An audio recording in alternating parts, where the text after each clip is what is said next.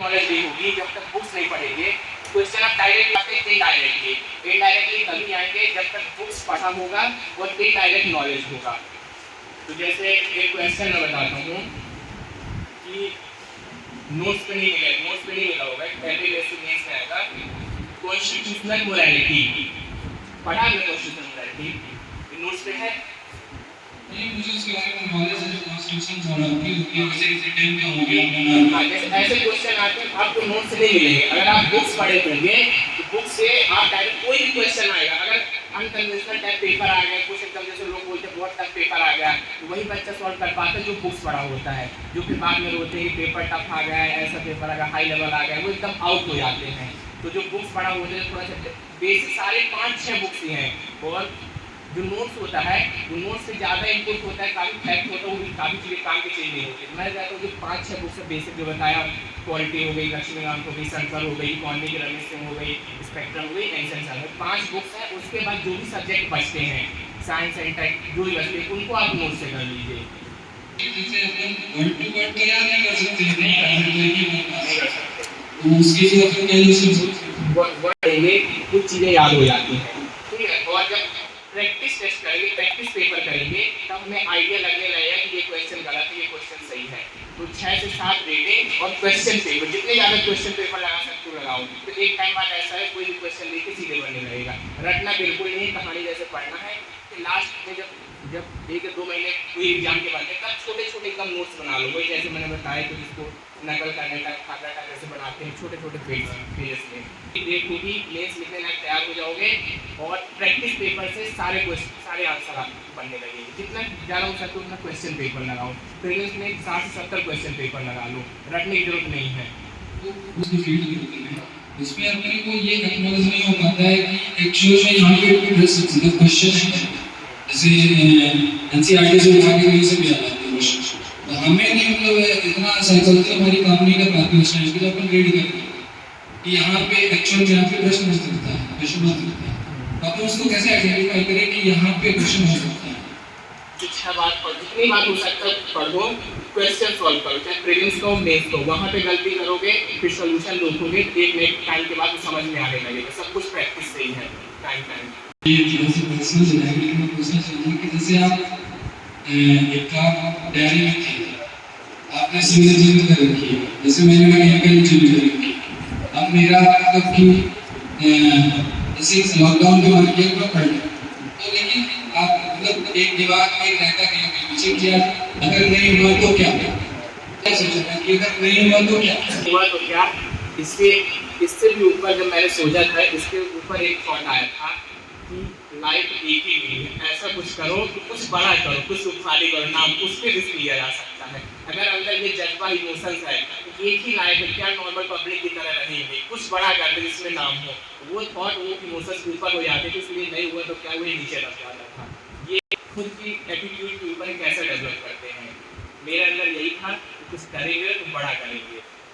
ये इमोशंस सबसे ऊपर है, इसलिए वो क्वेश्चन आता ही नहीं। Thank you. एनसीईआरटी क्वेश्चन अब प्रीलिम्स में एनसीईआरटी से डायरेक्ट पूछे जाने लगे हैं।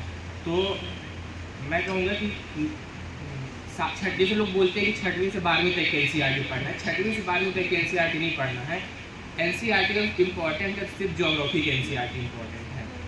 ज्योग्राफी के एनसीईआरटी 11th 12th 4 एनसीईआरटी हैं, शायद तुम्हें मालूम है, एक फिजिकल की, एक इंडिया की और एक फंडामेंटल है। और उसके अलावा मेरे को नहीं लगता कि ऐसे वो बुक्स पढ़ ले, प्रैक्टिस पेपर सॉल्व कर, लेकिन 4 एनसीईआरटी इंपॉर्टेंट है जो मैंने बताया है। स्पेक्ट्रम कम से कम 10 से 12 बार पढ़ लो। और जैसे एग्जाम्स आते हैं कि 12 बार कोई बुक है, 10 से 12 बार एक हफ्ते में एक बुक आसानी से खत्म की जा सकती है। because वो बहुत बड़ी है, long time to continue with patience, family pressure and society pressure also, not only family pressure। ये तो खुद का एटीट्यूड ऐसा डेवलप हमें करना होगा। देखो और मोस्ट ऑफ द टाइम कभी मैनेज करना है और इधर का पढ़ाई भी करनी है। तो बात तो सही है, अपनी सोसाइटी में अभी भी थोड़ा सा लड़कियों के मामले में उतनी इक्वालिटी नहीं है।